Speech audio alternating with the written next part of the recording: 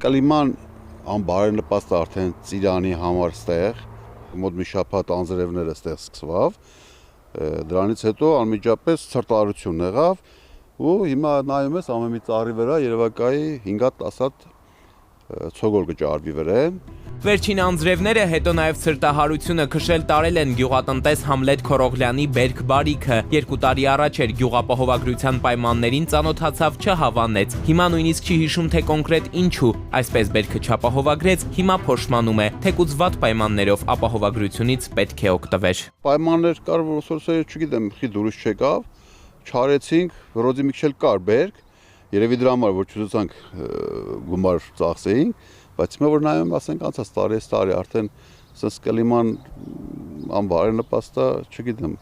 պետք է արած ալնեինք։ Բայց բերքն ապահովագրածների վիճակն էլ վիճակ չէ, ինչպես հենց իրենք են ասում։ Գյուղերում կարծես 2 ճամբարի բաժանված լինեն։ Գյուղապահովագրությունից չօգտվածները նայում են անպտուղ մնացած ծառերին ու փոշմանում, որ չնայած չգոհացնող պայմաններին ծրագրից չեն օգտվել, ապահովագրության պայմանագրերը ստորագրածներն էլ վստահ պնդում են։ Սխալը երկրորդ անգամ չեն կրկնի։ Զովունիի բնակիչն օրինակ ապահովագրել է 2 հեկտար հողատարածքի Ծիրանի բերքը, բայց ապահովագրությունից էլ չի օգտվի։ Նրա խոսքով պայմանները սկզբից պարզ չեն ներկայացրել։ Այն կապողը ասում է, խնդիր չկա հեկտարովա, չէ, բայց ասենք ով որ գալիս է փորձագետը, որ նայելու ցրտարարությունը իշկանալ է, փորձագետն էլ ուրիշ բան է ասում։ Հայաստանում բնական աղետները գրեթե յուրաքանչյուր տարի լուրջ վնասներ են հասցնում գյուղատնտեսությանը, գարնանային ցրտահարությունները, կարկուտն ու երաշտը հաճախ ոչնչացնում են ֆերմերների ամբողջ տարվա աշխատանքը։ Այս տարին եւս բացառություն չէ, գյուղացիները դարձյալ այս խնդրի առաջ են կանգնել, կարկուտը ծեծած տեղը էլի է ծեծել։ Բնության հետ մրցել գյուղացին չի կարող է միայն հնարավոր ռիսկերը նվազեցնել, որ իր հետ բերում է ցանկացած գյուղատնտեսական սեզոն մեծ սպասումների հետ միաժամանակ։ Իսկ թե որքանով է հնարավոր ապահովագրվել այդ ռիսկերից, մնում է կարևոր հարց, ընդ որում ոչ միայն գյուղացու համար։ Վերջին օրերի կարգտահարության ամբողջական գնահատականը դեռևս չկա, այս պայմաններում ապահովագրությունը պետք է դառնա գյուղացու ֆինանսական անվտանգության հիմնական գործիքը, հնարավորություն ընձեռելով պահպանել եկամուտները եւ հաջորդ տարի շարունակել գյուղատնտեսական գործունեությունը, սակայն գործնականում ստացվող փոխհատուցումները հաճախ ավելի փոքր են լինում, քան իրական վնասները, ըստ հենց նրանց պատմածի։ Գյուղատնտեսության ապահովագրության ծրագրում առաջացել էին մի շարք խնդիրներ, որոնք կապված էին վնասաբերության բարձր մակարդակի, վերահապահովագրական կազմակերպության հայկական շուկայի ելքի, ինչպես 24 թվականին, նախորդ տարի այնպես էլ 25 թվականին գյուղացիական տնտեսությունների ապահովագրությունը հասանելի դարձնելու համար Հայաստանի Հանրապետության կառավարությունը իր վրա վերցնում ռիսկերի մեղման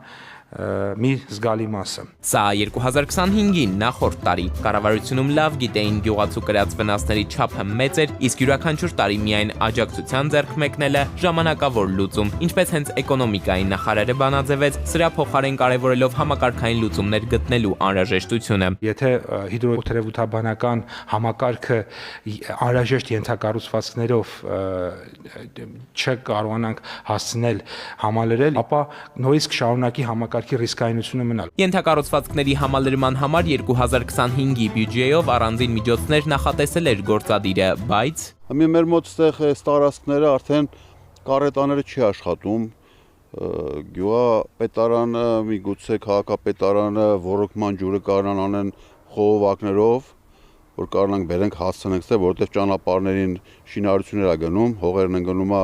կառետաների վրա, կառետաները հանում են։ Այսինքն մեկ տարի անց կոնկրետ Զովունիում ենթակառուցվածքները ոչ միայն չեն համալրվում, այլև մի բան էլ այս հարցի սրությունն ավելի է ընդգծվում։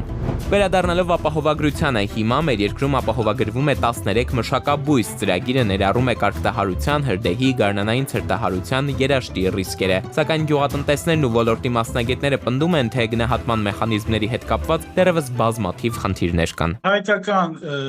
այսպես ապահովական ծառայությունների գյուղատնտեսության բնակավարում կարող ենք ասել, որ դրանք գոյություն չունեն։ Խնդիրը նա է, որ ապահովագրում են որոշակի կորուստներից, ապահովագրում են կորուստների աղբյուրների ձև հիմքերից իմիջի հիման վրա։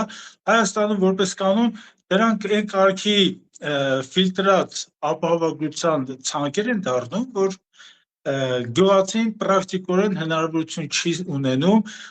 ապահովագրական կազմակերպության իրական ապահովական ծառայություն ստանալ։ Գյուղատնտեսությունը ապահովագրողների ազգային գործակալությունում սակայն հակադարձում են։ Միայն մի քանի տարվա կյանք ունեցող համակարգի պայմանները հստակ են, գյուղատնտեսները դրանց քաջածանոթ։ Մնացյալն ըստ ցանկության մեկնաբանելու խնդիր է։ Հաշվի առնելով, որ Հայաստանի գյուղատնտեսության ոլորտը այնպիսին է, որ մեր հիմնական ռիսկերը ցրտահարություն եւ կարկտահարությունն են, սովորաբար դա բավական ապահովություն տալիս է գյուղացուն։ Միակ բանը, որից շատ հաճախ մենք արձագանքներ ենք ստանում գյուղացիներից, որ դա իրենց ամբողջ վնասված բերքի գումարը չի, որ իրենք փոխհատուցում են ստանում, բայց մեր ապահովագրությունը չի ենթադրում, որ բերքի կորստի հատուցում պիտի ստանան, այլ այս ապահովագրությունը նրա մասին է, որ գյուղացին պիտի ստանա իր կատարած ծախսերի դիմաց վնասների հատուցում։ Մյուս կողմից ոլորտում ռիսկերը բազմաթիվ են, երբեմն դրանք իրար են խառնվում, ասում է գործակալության ղեկավարը։ Շատ հաճախ հնարավոր է, օրինակ, շատ անձրևների պատճառով վնասը լինի, բայց գյուղացուն թվա, որ դա ցրտահարության արդյունք է։ Այսինքն այստեղ մենք շատ հաճախ ունենում ենք խառնված ռիսկեր, որը բավական բարդ է ինչ որ իրավիճակներում վերլուծելը եւ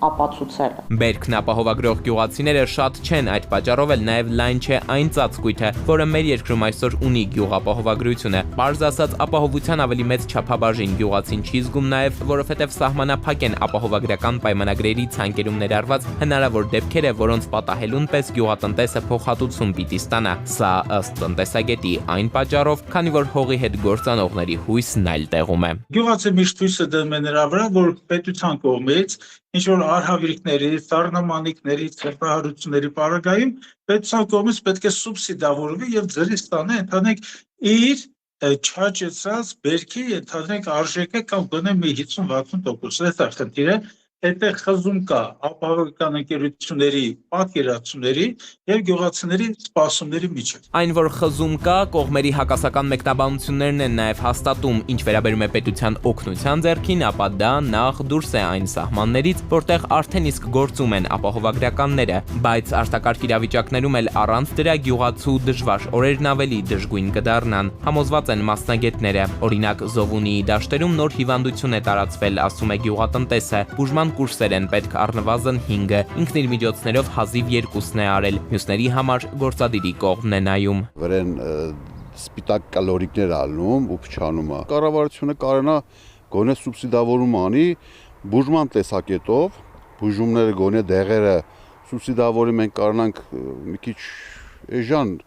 առնենք, գոնե որ մենք դուրս վերենք միջև պետությունը օգնի, մենք կարողանանք բուժում անենք։ Եթե չէ, չեմ կարող բուժում անեմ։ Այս դաշտերում այսօր հաշվում են ոչ միայն կորցրած բերքը, այլև հաջորդ սեզոնի հույսերը։ Իսկ երբ բնությունը տարեց տարի ավելի անկանխատեսելի է դառնում, գյուղատնտեսության գլխավոր հարցերից մեկն անշարժ իր տեղում է մնում։ Ով եւ ինչպես պետք է կիսի կորացած մեջքով հողի հետ կռիվ տվող գյուղացու հոգսը, ու մինչև ժամանակը տա հարցի պատասխանը, գյուղացին շարունակում է անել այն, ինչ արել է միշտ, նորից մշակել հողը, փափագով, որ հաջորդ բերքն ավելի բարեհաճ տարվա կհանդիպի։ Հույսը փրկիչ է։ Էդուարդ Պողոսյան, Անդրանիկ Ներկարարյան, Սուրան Գյուն։